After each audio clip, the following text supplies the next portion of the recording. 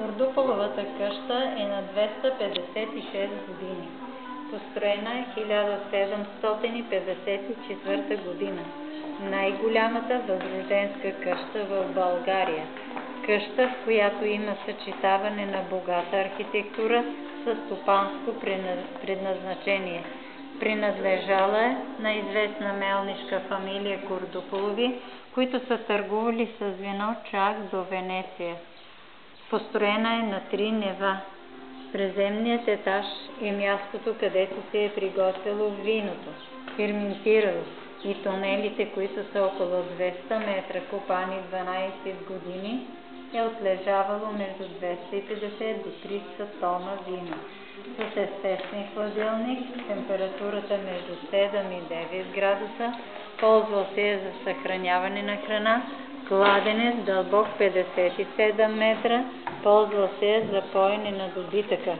Вторият етаж е за живеене и третият етаж е за посрещане на гости и за сключване на сделки.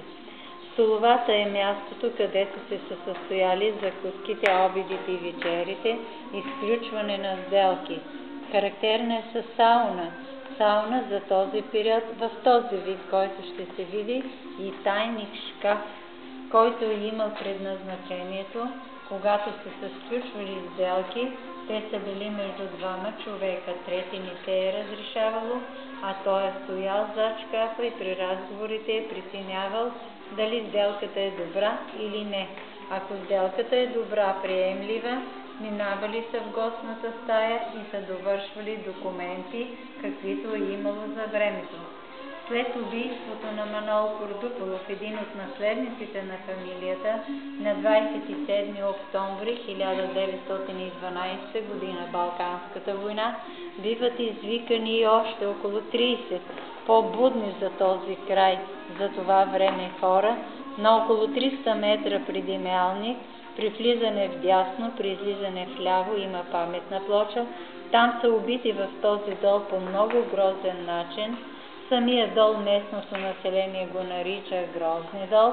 След няколко дни бива опожарен Мелник. Като закрилник за този район е Яне Сандански.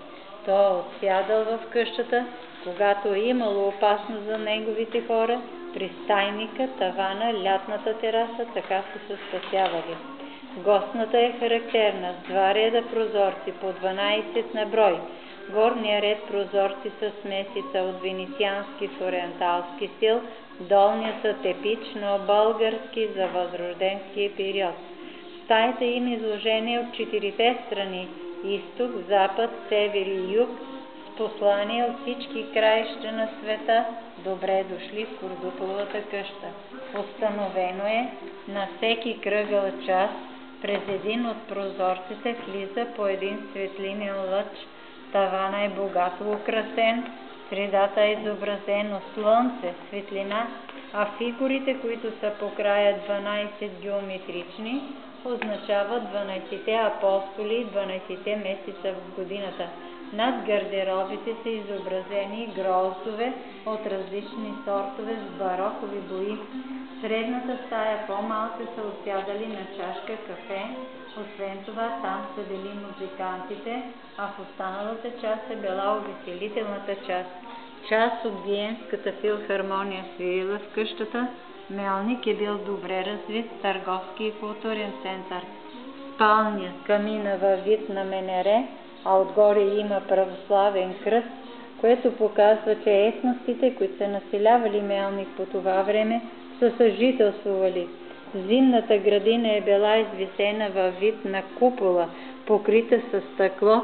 Отсядали са, когато са имали по-голяма сделка, на по-тихо и по-спокойно място. Но по-късно взето решение, махнали са куполата и са го оставили така, както се вижда сега. На лятната тераса е изобразено картата на България за възрожденски период. В средата с камъни има слънчев часовник, който по отношение на слънцето е точен. При излизане от къщата има посадено дърво. Там, където е посадено дървото, се намира Мелник на картата, която е изобразена. Виното се е приготвило в избата Тук се е приготвило, ферментирало при една постоянна температура до 14 градуса и след ферментацията е било отточвано и принасено в тунелите, докато се намери пазара. След като намерят пазара, насолно на пристанището и оттам са търгували почти из цяла Европа. Не знам.